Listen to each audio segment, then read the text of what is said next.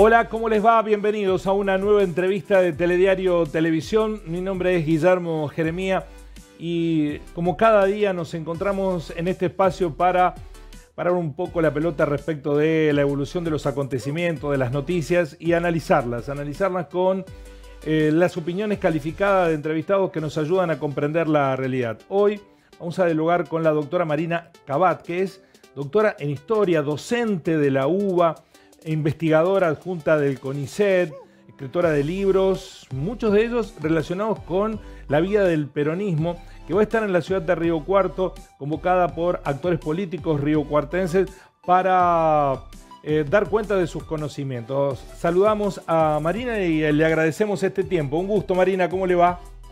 Un gusto, Guillermo, gracias por la invitación. Bueno, convocada para hablar de qué tema, Marina, es tan amplia la agenda de intereses que hoy tiene la sociedad argentina que da la sensación que uno no sabe cómo abordarlo. Bien, en principio es una convocatoria general y una charla general a convocar. Estoy presentando este libro, Argentina 2050, que es una propuesta de gobierno que elaboramos en un espacio político vía socialista, en el cual distintos especialistas y activistas políticos construimos una propuesta de salida, que es una propuesta de salida a la crisis, tanto económica, al estancamiento económico, como una salida a la crisis política, a esta grieta en la cual también estamos sumergidos. Nosotros planteamos allí que el liberalismo puede señalar algunos problemas que tiene la economía argentina, que son ciertos, que es verdad que los tiene. Lo que no posee el liberalismo es la respuesta o la solución a estos problemas, porque si ante dificultades económicas toda la respuesta es una bomba en el Banco Central, reventar toda la industria ineficiente, el problema no se resuelve, se va a agravar por la falta de industria y empleo. Y por otro lado, el planteo del peronismo de mantener el esquema económico, ir tirando más o menos como estamos, realmente todos sabemos que estamos cada vez peor y que así no se puede salir. Entonces, nuestro planteo es que la Argentina puede crecer si toma los recursos que hoy el Estado tiene, que hoy el Estado dilapida en sostener una industria privada ineficiente, porque hoy el Estado de sus recursos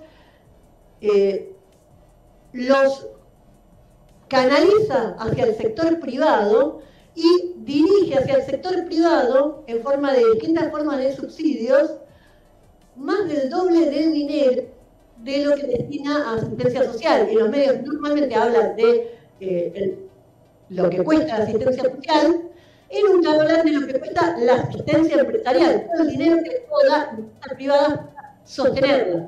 Y sostenerlas en este estado calamitoso que están hoy, ineficientes, incapaces de exportar, que dependen de la protección y que emplean muchas veces en negro. Entonces lo que nosotros decimos es que si el Estado, esos recursos que son propios, en vez de distribuirlos entre un montón de empresas privadas ineficientes, los concentra en grandes empresas estatales que puedan producir a gran escala y con bajo costo alimentos, ropa, se puede abaratar la producción, que tengamos todos alimentos, ropas baratas, tener la inflación y tener un espacio para poder emplear a la gente de trabajo genuino, pasar a la gente de los planes sociales a tener trabajo en estas industrias con mejores salarios, con laboral y trabajando de verdad, con empleos reales, produciendo cosas que nos sirvan a todos. Ese es el eje de la propuesta y de lo que queremos discutir. ¿Ustedes creen que hay entonces una tercera vía, Marina? ¿Es posible?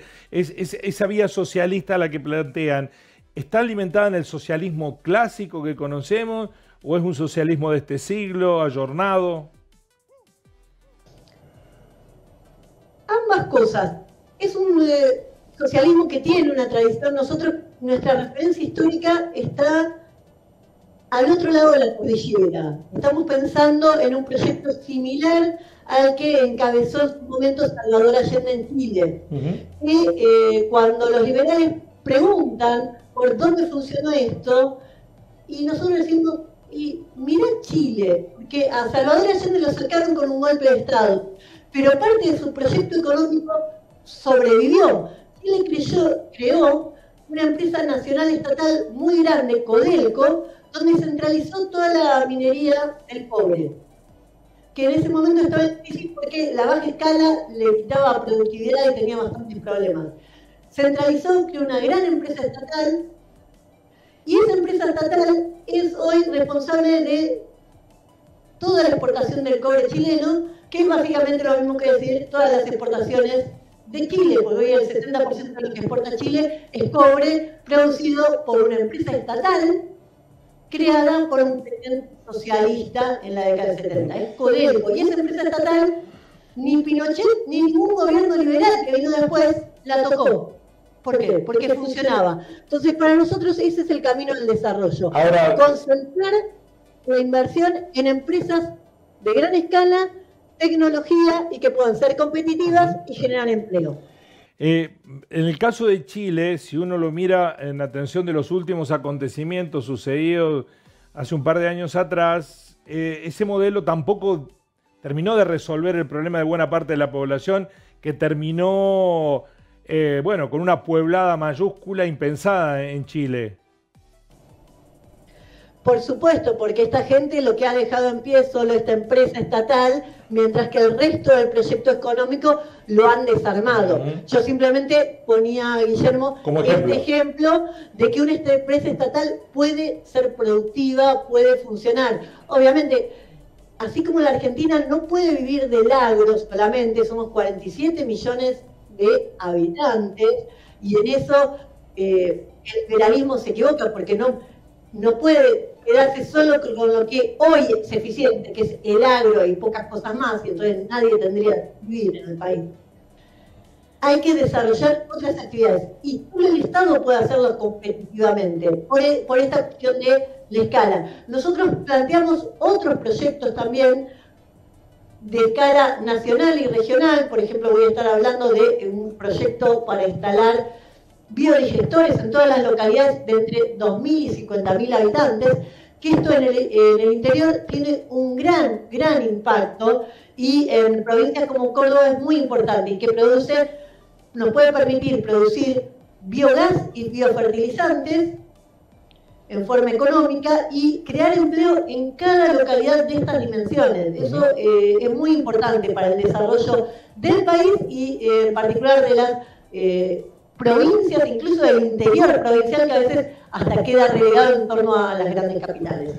Hoy, Marina, está en crisis el capitalismo, pero el socialismo no ha sido eficiente en consolidarse como una alternativa, por lo menos en algunos modelos, que incluso están tomando cuestiones del propio capitalismo. Hoy China, que es socialista o comunista, pero tiene algunos preceptos de el capitalismo que le ha impulsado como superpotencia. ¿Usted cree que ahí hay un mix, que el socialismo puede tomar algunas cuestiones del capitalismo también para responder a los problemas de la hora?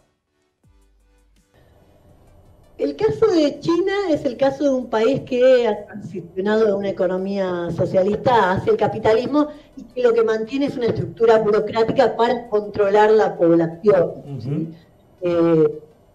No es el caso de lo que nos interesa a nosotros.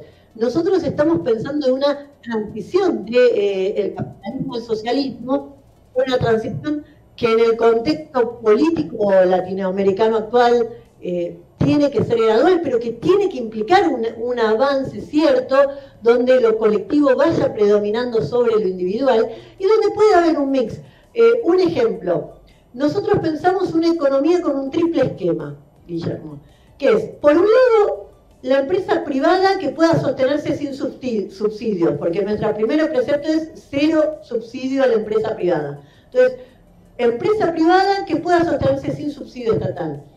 Por otro lado, empresas estatales, como este caso de la minería. Nosotros estamos pensando eso para la energía nuclear, para la minería, para estos proyectos biodigestores, pensando proyectos de grande inversión en tecnología como farmacéutica, vacunas, que eso se podría avanzar con empresas estatales.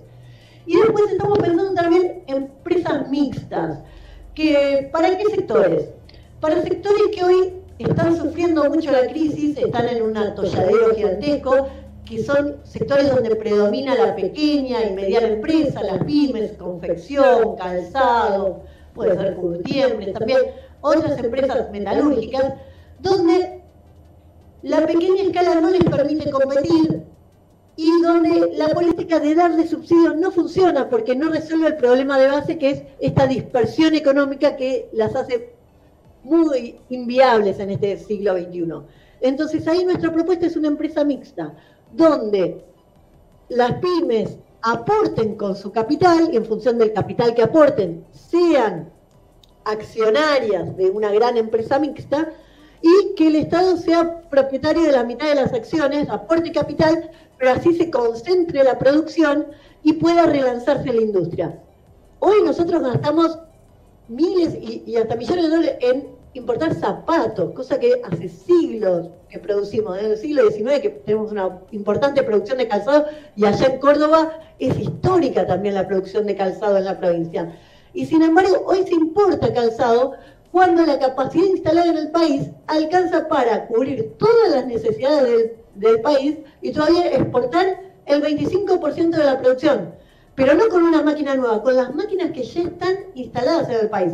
Pero la dispersión hoy lo impide. Entonces, concentrar la producción, algo que existe una tendencia hacia ello con la creación de parques industriales, etcétera, nos podría dar otra escala y lanzar exportaciones, algo que se ha intentado en distintos momentos, en la década del 40, en la década del 60, y que fracasó, pero que podría tener un nuevo impulso si armamos estas grandes empresas con conglomerados, facilitando la asociación empresa estatal privada. La política de sustitución de importaciones, de promoción de la industria, de soberanía económica, el peronismo, ¿cree que fracasó, está agotada? Sí fracasó como se desarrolló. El peronismo desarrolló una industria para un mercado mundial inexistente. Perón pensó la economía pensando que iba a haber una tercera guerra mundial y que Argentina iba a poder aislarse. Por eso planeó una sustitución de importaciones, no la pensó estratégicamente, no eligió bien qué sector sustituir la industria, eligió la industria liviana, pensando que íbamos a tener tiempo para desarrollarnos porque un tercer conflicto mundial nos iba a facilitar el desarrollo. Ese horizonte que él imaginó no se dio, ese fue un gran error histórico al pensar la economía y la política de Perón, y entonces la Argentina quedó aislada en un contexto de un mercado mundial que volvía a desarrollarse, volvía a conectarse, y quedó aislada con avances en la industria, pero en la industria liviana, con la industria pesada muy relegada, no se planificó bien eso, y a la vez donde el Estado creció, pero creció subsidiando a las privadas. Por ejemplo, se creó el IAPI, el Instituto de Promoción del Intercambio, que supuestamente nacionalizó el comercio exterior, pero la realidad es que eso escondió que el Estado favoreció a los privados. En vez de sostener ese comercio en manos estatales, en realidad el IAPI terminó siendo una cáscara vacía que tercerizaba a empresarios nacionales, amigos del gobierno. En ese momento se llamaban Jorge Antonio, Jorge Antonio llegó a tener, de ser un desempleado, pasó a tener la concesión de Mercedes-Benz en la Argentina, todo a partir de ir ganando concesiones del Estado y con esta trenza que es tan fuerte en la política económica argentina entre lo privado y lo público, que para nosotros lo que termina generando es que se derive el recurso del Estado a lo privado y que se desarrolle toda esa corrupción en torno a la asignación de la obra pública. Para nosotros lo estatal debe ser estatal, no tercerizado a amigos del gobierno, eso. Bueno, con lo estatal también está una carga, una mochila muy pesada de un prejuicio de ineficacia, de ineficiencia. ¿Esa fue una construcción cultural o los hechos lo justifican? Hay algunos hechos que lo justifican. Tenemos casos argentinos de empresas estatales que han sido ineficientes o deficitarias por distintas razones. En algunos casos la ineficiencia de las empresas públicas tienen que ver con derivar recursos al sector privado. Y eso se da de muchas maneras. Por ejemplo, nosotros hemos estudiado el caso histórico de Somisa, y Somisa se fundió porque subsidiaba a la empresa privada. ¿Y cómo la subsidiaba? De una manera particular. Les vendía los insumos que producía Somisa, los metales que producía Somisa, a precios por debajo del costo de producción. O sea, la empresa estatal le regalaba los insumos a las metalúrgicas. Las metalúrgicas acumulaban, la estatal Somisa acumulaba deudas.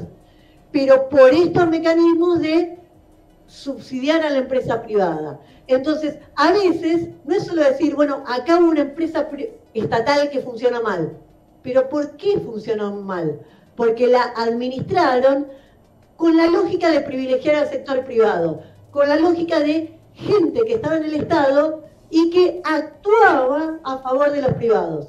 Y entonces, de esa manera, fijaba precios de una manera que eran una locura de bajos y así fundían la empresa estatal.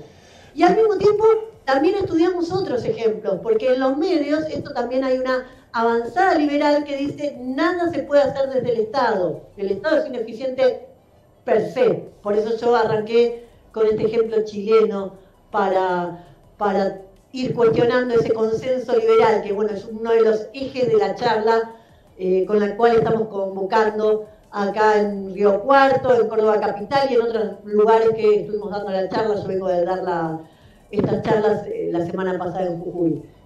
Contra el consenso liberal, ese consenso liberal que nada se puede hacer, nada se puede planificar, nada se puede apuntalar desde el Estado. Hay que resignarse y ver qué hacen los inversores privados extranjeros.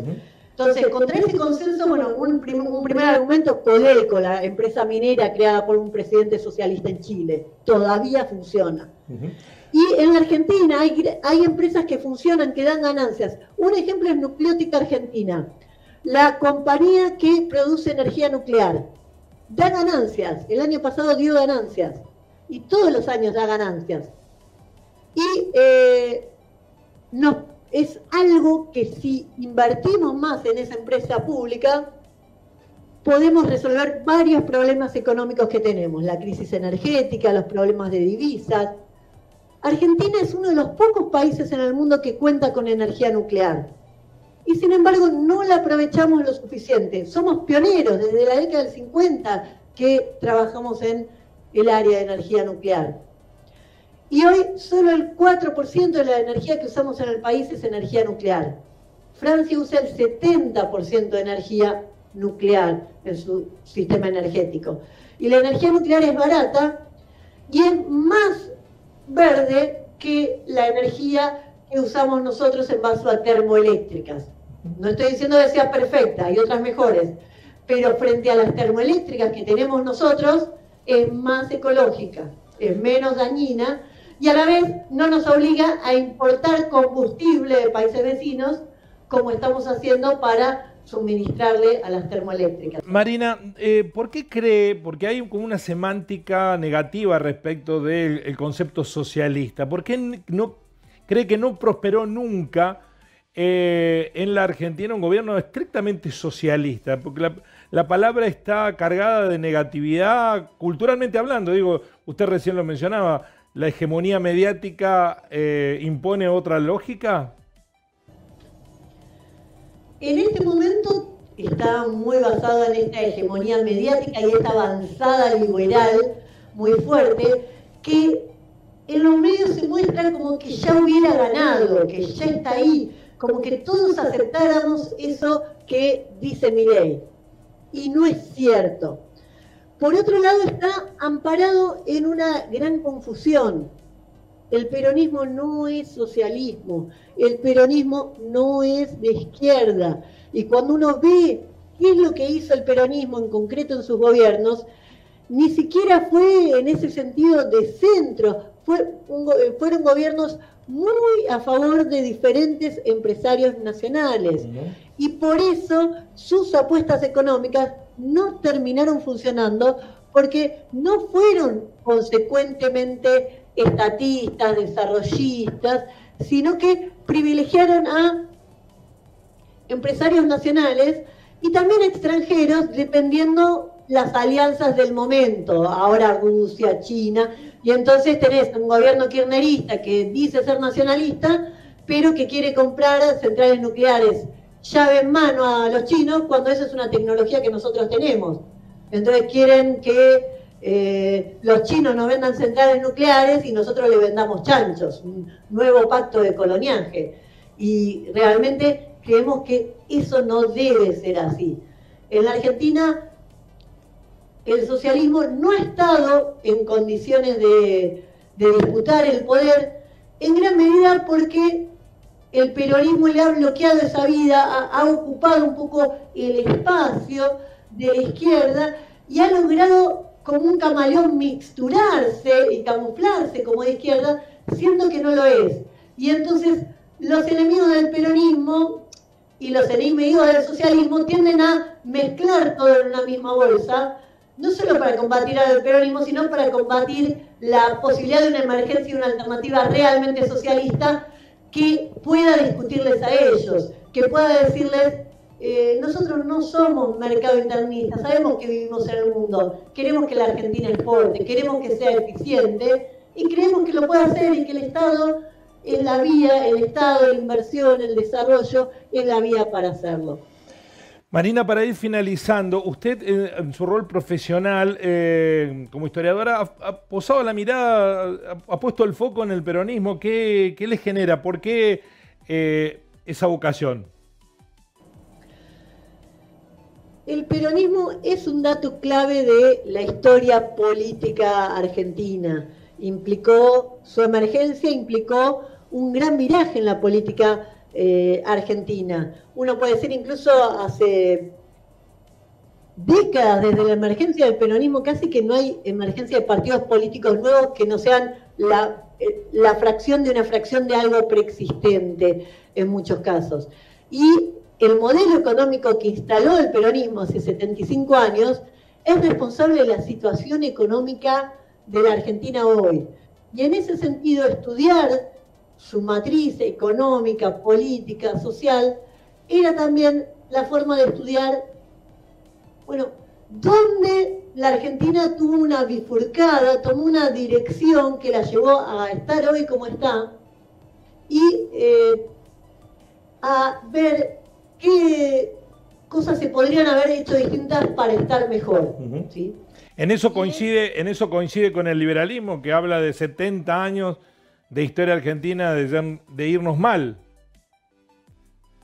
Es difícil emblocar todo en ese periodo. Yo no sería en ese sentido tan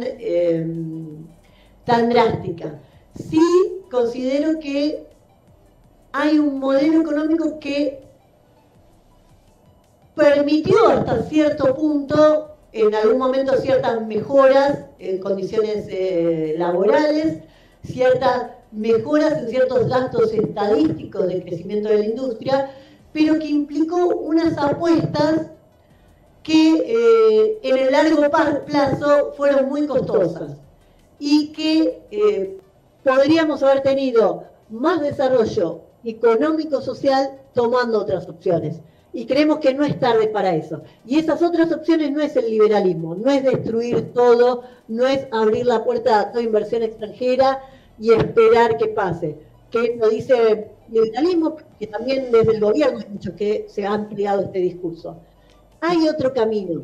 El peronismo y el liberalismo no son las únicas dos opciones. Hay otra vía para reconstruir la política y que no estemos en dos carriles que van peleándose, que parece que a muerte, en un ascendente fascistoide por ambos lados.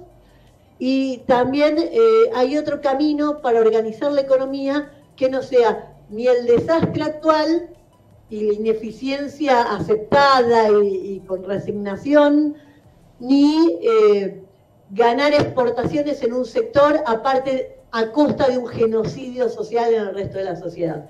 Eso es lo que estamos intentando construir con Vía Socialista y que estamos abriendo un montón de discusiones. Están estas charlas a las cuales estamos convocando a distintos sectores. Nosotros vamos a donde nos llamen a discutir esto, a cualquier lugar del país y a cualquier lugar, espacio político, porque no nos importa tanto de dónde viene la gente, sino a dónde quiere llegar, que creemos que hay mucha gente tratando de pensar soluciones para el país, Nosotros en los sábados tenemos en el canal de YouTube, todos los sábados a las 19 horas, en Vía Socialista YouTube, una convocatoria, una charla de un especialista que habla de lo que sabe. Litio, ferrocarriles, floricultura, o sea, desde cómo exportar flores a cómo nacionalizar el litio y en vez de exportar solo litio, poder exportar pilas. Y no nos importa en ese sentido el color político de la persona, sino si está pensando en resolver un problema del país. Y en ese mismo espíritu estamos convocando un gran congreso en marzo del año que viene, se llama ¿Qué país queremos en 30 años? Y estamos convocando a especialistas, activistas, a discutir ideas, proyectos, porque creemos que se construye sumando y pensando propuestas concretas para el país. Y eso nos va a dar una salida. Marina, muchísimas gracias. Estos reportajes, estas entrevistas tienen ese objetivo, escuchar todas las voces posibles para construir un plano de dinámica de intercambio de ideas, ni siquiera de discusiones, sino de pensamientos que nos permitan encontrar soluciones a los viejos y eternos problemas que tenemos los argentinos. Ha sido un placer, Marina. Un placer, Guillermo. Y lo último, en este ámbito de discutir entre todos, este libro se consigue, se vende, pero se descarga también gratis en la web. Googleando Vía Socialista Argentina 2050, lo pueden descargar gratuito y sobre eso empezar a charlar, a discutir el proyecto, a escuchar otras voces que piensan de esto y que pueden aportar. Muchas gracias, Marina, un placer. Un placer para mí también.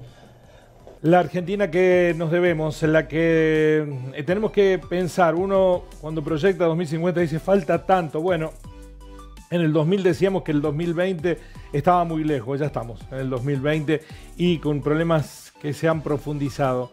Es necesario darnos ámbitos de discusión para buscarle la solución a las gravísimas circunstancias que atraviesan millones de argentinos. Y esa es también nuestra vocación. Nos encontramos en una próxima entrevista de Telediario Televisión. Gracias por estar allí. Así son las cosas.